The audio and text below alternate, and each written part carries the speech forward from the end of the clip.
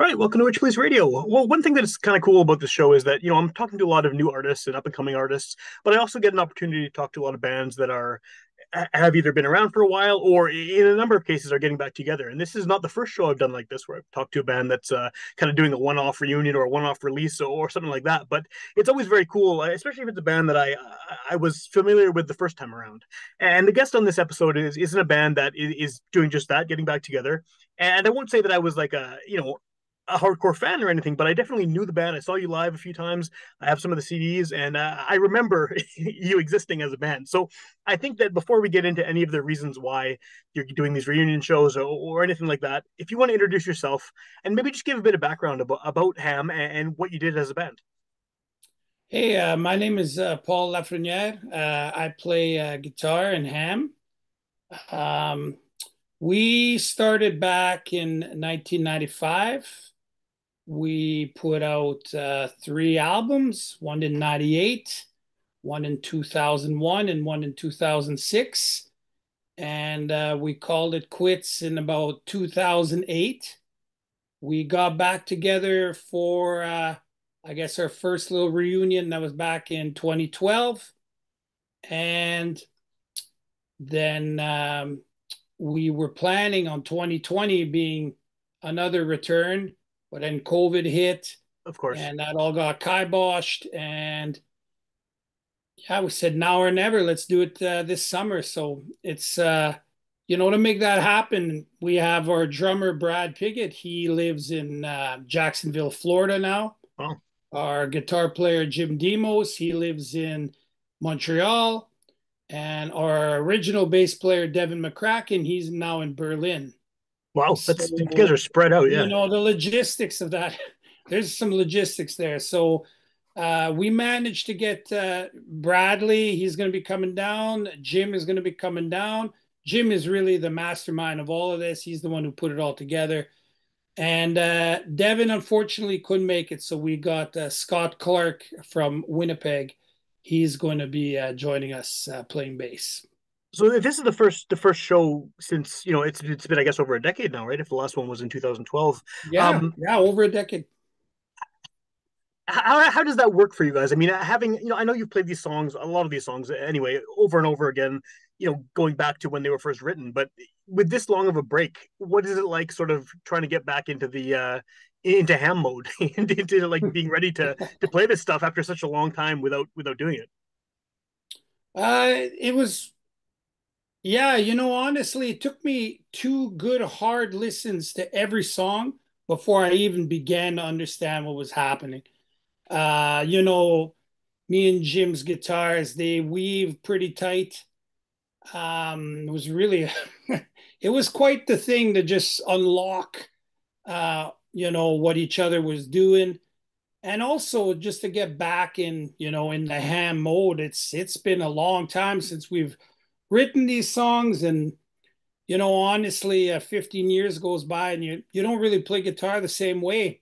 So Sure, it's, yeah. you gotta sit down and go, oh yeah, yeah, we're all about pull-offs, we're all about open strings, we're all about, you know, being noisy. So um yeah, it definitely took me a good week or two to get back in that mode. But once I did, all the songs started coming again, and then Cool. just the fingers just kind of found their way. And yeah, I think it's gonna be a pretty great time come the 18th and 19th there. So I'm really looking forward to it. Well, it's not. I mean, I guess if you were something like just a punk band or something, it'd be a lot easier to sort of get back into the mode. But what you guys are doing is considerably more complex, and like you said, with the guitars weaving in and out, and there's lots of parts and lots of just kind of movement throughout the songs. And do you have? Did you sort of come up with a set list ahead of time of songs from the catalog that you were going to do for the show? Yeah, oh yeah, we've been working on a set list for a long time, and after revisiting it, we realized it was like 30 songs long. We're like, hey, we're literally playing every single song we wrote. Like, okay, we gotta, we have to pick some favorites here. So we eventually got it down to a 16 song set. We're going to be playing at least an hour. for the bar show at the Goodwill. And I think they're giving us 45 minutes for the festival. So, Oh, cool. um, I'm not sure which songs we'll cut, which songs we'll keep, but we'll have more than enough material to get us through those 2 nights. Well, and how much time do you have to rehearse this in person? I mean, I'm sure you can work on your own parts individually, but with those two guys coming from out of town or out of country in one case, I mean, are you going to have a lot of opportunity to actually get together before these two shows? Yeah, yeah. Well, everybody's really good. Like Brad, he's taken some vacation.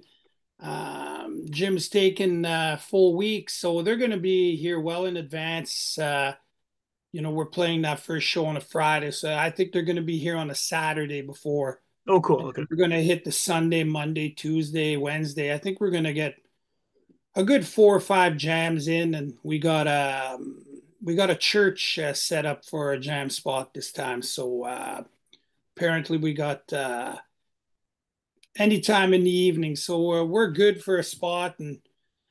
And Scott Clark, he's a real connoisseur when it comes to gear, and he's gotten all of you know he's taken care of all of that for us. And cool. yeah, it should be good. It should be good. I think we're going to get a lot more practice in this time than we did the last time, and the last time worked out great. So I'm saying, well, we got another 10 years since Yeah, the I last. was gonna say the So last time was a little closer to the source material there, right?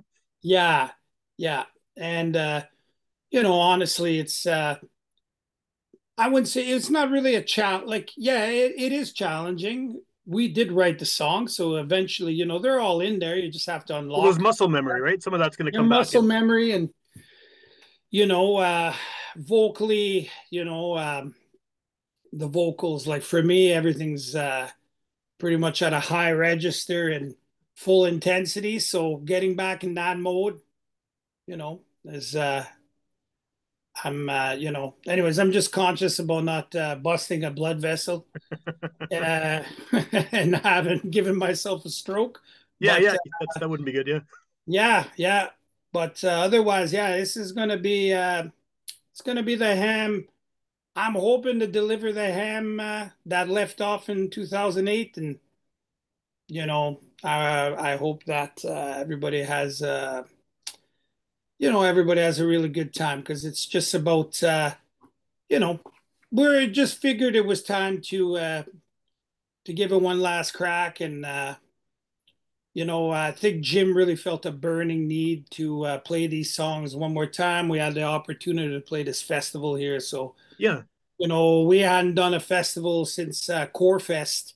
yeah, yeah. Which is a while back now. I Yeah, can't yeah, even remember when that was. That was pre-2000, I think, yeah. It would have late been. Yeah, late '90s. So yeah, when you get a chance to play a festival, you gotta, you can't say no. of course. Yeah. Well, maybe the Corefest reference maybe brings up something. Is what what do you think the legacy of Ham is? What do people remember about Ham? Do you think in Winnipeg? I mean, because like you said, it's been a while since you played a show. A lot of people who are going to shows now are maybe too young to have seen you the first time, or maybe haven't even heard of you. Obviously, you have people who are still in Winnipeg who knew you the first time around who are going to check it out. But do you think that there's, I guess, what is Ham's legacy here in the city as a band? Like, what do people remember about you guys? I think that we were noisy weirdos Yeah, that somehow just through just sheer ambition and just wanting to do it, eventually got a foothold in the scene, and we started drawing people. And we had this one show. There used to be this band called Walkie Talkie, yeah, I remember and them. I had Chris Ladd and the boys there. Ernie was in that band. Sorry, I forget the Ernie Wood. Ernie Wood. Well, and they And did a reunion show anyways, so recently too. what's that? They just did a reunion show a few months ago too. Yes, So yes, that's yes, they did. everyone Yeah, from that era is coming back, I guess. yeah, that's right. So we were playing with them, and up until that point, we were getting no one at shows. It's the typical story: a Yeah, starting band. Bands are dime a dozen. It's you're playing at the Albert, you're playing on Wednesday nights, on Tuesday nights, not much of a draw. So, anyways, we're playing with Walkie Talkie, and they had to cancel last minute, and we were basically doing the show ourselves. And that was the first show where we made, we made $100 at the door. We're like $100, unbelievable. That was unbelievable. And from that moment on, was an expectation that we can draw people, we can do this, like Yeah. and then after that we just didn't settle for scraps, and we just, I don't know, we just started drawing people. We started insisting. It's like we insisted that people come and see us, and we had this change in our outlook, and Yeah. it started to bring success, and eventually it got us that Pixies show Yeah, that in must have been huge. Yeah. 2004. And I mean, I think that people probably, I would say, remember us most for opening up for the Pixies, the second show of the reunion tour. And I'm always really proud of that moment. That was probably one of the biggest shows we had ever played. Yeah. 1,650 people, sold out in 3 minutes. I know they weren't there for us, but still, man, we were on the bill. Yeah, that's fantastic. I remember hearing about that, and I didn't go to the show, but yeah, that must have been a massive, just in terms of name recognition for you guys. People just Yeah, coming to see the Pixies, and then there's Ham open. That's great. Yeah, yeah, I know. And and again, like, love us or hate us, that was, like, Ham opened up for the Pixies. Like, if that's our underdog status, like somehow we managed to get on stage and opening up for the Pixies. That, like, I always loved that about Ham. That's, you know, uh, no one expected us to be there, and there we were, front and center. And you know, yeah, I thought we had a really good account of ourselves that night. And and we've played with a lot of really great bands over the years, like the No Means No. We yeah, played with Ujme Doma from, sorry if I'm mistaken, might be Czechoslovakia, or at the time were yeah, Czech yeah, Republic. Um, we've played. So Jim will remember 20 other bands we played with, but I remember the No Means No. That was a really great show. And yeah, I'm just trying to remember. There was a show where equipment got broken, and things got thrown in the crowd. It's just, you it know happens. Yeah. good old '90s, good old '90s. Well, yeah, for sure. Like, I mean, I started going to shows when I was in junior high, which would have been mid '90s. So I'm 40 now, so I'm a little younger than you guys, but I think I probably saw you play. Must have been mid 2000s or something. And so that's been a while for me as well, even hearing you. But for someone who's listening to this and maybe has heard the name and doesn't know what you sound like, how do you define what Ham's sound is? I know that's a hard question because, especially these days, because everything has got 6 million different subgenres floating around. But like, is there kind of a quick Cole's Notes version you would give to someone if they asked what kind of music you play? Yeah, well, it's I mean, hmm, yeah, okay. How about, there's a some people would say there's a little bit of a prog element to it. There's definitely a little bit of a noise element to it. Yeah, Um, but fundamentally, there's songs there. There's songs, you know, uh, I say there's definitely some melodicism going on, but there's definitely tip of the hat to some rock, some gypsy music, gypsy caravan kind of stuff. There's some desert rock in there. yeah, Um, I would say there's some post punk. I don't know if you're familiar with. Oh, come on, it'll come back to at the drive-in. You sure, remember yeah, of that course, yeah, at yeah, the yeah, drive-in? yeah. Yeah, I always loved that band. Great band, yeah, I wouldn't say we sound like them, but I would definitely say, distant distant cousins or something, like Yeah, we yeah, kind I of can see had that. some of that element. Yeah, in terms of just like the way the songs are structured and things like that too. Yeah, I can see Drive that. Like Jehu, Sure. those I love those. You know, what is it, San Francisco bands. Okay. It's those are hard to define too. Some of those bands also with just a simple genre label as well, right? So yeah, Yeah, yeah, yeah. oh, for sure. So you mentioned a couple shows that are happening. So let's get the details of those shows. The first one is happening at a bar in Winnipeg. What are the details on that show? Okay, well, that's on August 18th. That's a Friday. That's at the Goodwill on Portage. Yep.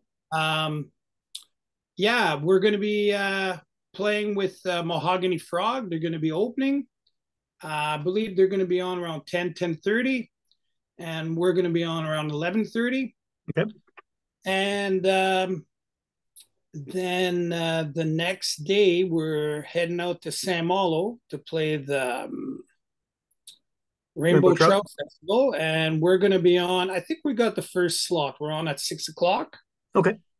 Yeah, and That'll be a yeah, fun location for you yeah, playing that thing. yeah. Yeah. We wanted to.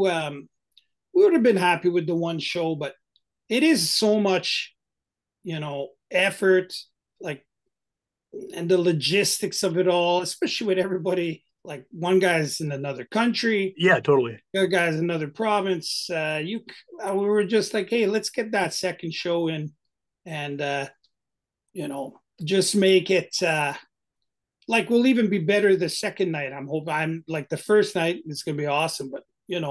you get that show under your belt the second night, you're usually even tighter. So I'm looking Yeah. forward to.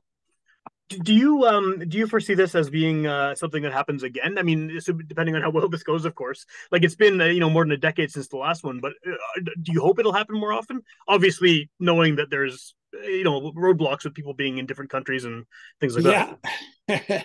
Yeah, well, Jim Demos. He's really the visionary as far as the touring and Right.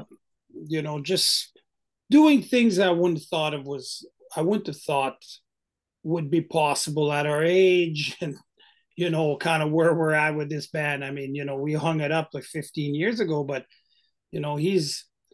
he's always throwing around ideas, and I know he just set himself up for his own solo project. He had set himself up a European tour this year, Oh, okay. and he managed to go for well over 2 weeks. So I know you know, I don't know if we were to do this again. There's talk of, hey, why don't we do it in Europe? I Yeah. was like, Yeah. That'd be cool. that'd be amazing. So we'll see. But for now, it's the two shows in Winnipeg. And what's the best way at this point for people to find Ham's music? Like, how much of is it? I know there's so many different ways people consume music these days. I have the CDs, so I'm listening to it the old way.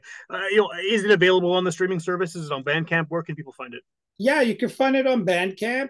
Um, we had this thing in the '90s. It was called Two Ply Collective. Okay, yeah, And yeah, that sounds familiar. Yeah, yeah. yeah, it was just a bunch of our friends and stuff like that. We would just use that moniker to, we just slap it on the CD, and it was just kind of to link us all together. So if you go to Bandcamp, Two Ply Collective, it'll come up pretty much. It's all Winnipeg stuff. It's all '90s, some 2000s, and it's actually there's quite a bit. There's quite a few bands that are linked to that name, and a lot of really eclectic stuff. Cool. Yeah, it's definitely worth a listen. This is maybe a weird question at this point in time, but are any of the CDs still available? Like, are those floating around anywhere, or are they all long Uh, out of print? yeah, you can. I think through Bandcamp Oh, cool. you can still purchase those CDs. We'll have some CDs. I think we still got some in boxes there from 15 years ago, so Yeah, still yeah. the original wrapping there. So we'll be selling that if anybody's interested. I think we're gonna have a little bit of merch. We made up a really nice poster Oh, cool. of the show, and I believe we're also gonna have a couple T-shirts there. Some of the old ones, but some new ones too. So we'll have a little something to share with the people. Right on. And then I know that there's an Instagram page for Ham that is posting some of these things about the events and about the old albums and things like that. Is there anywhere else online that people can find outside of Bandcamp that people can find Ham or Ham related material? Yeah, I believe so. I'm again, Of I'm course, yeah. not the tech guy or bad. I'm not Jim is more of the guy for that, but I believe, we got a Facebook page, like you said, the Instagram and the Bandcamp. And yeah, I'm pretty sure that's how you do it. Cool, cool. And then like do you think there's well, you know what? Actually, I was going to ask if there's any chance like of Ham continuing to make new music. And the reason I ask that now is because you have the availability of the internet where you can actually now fairly simply record things and send them back and forth, even if you're in different countries. Has that been something that's been even thought about, or are you just sticking with sort of playing the hits, if you want to call it that, right now, and then just that's something that maybe will be dealt with in the future? Yeah, well, you never know. You never know. I think we've been practicing so hard for this show, and we're so pumped to do it that and also we got so much time to jam that I'm hoping things just kind of start organically, and you never Yeah. know. We might work on a couple riffs. Maybe we'll put some together while we're here. But yeah, I wouldn't discount that. I think that we kind of relit this spark here for this show. So I wouldn't discount us. Like you said, maybe sharing some ideas online and kind of doing it that way, and then maybe meeting up again and actually putting some of that music down. Yeah.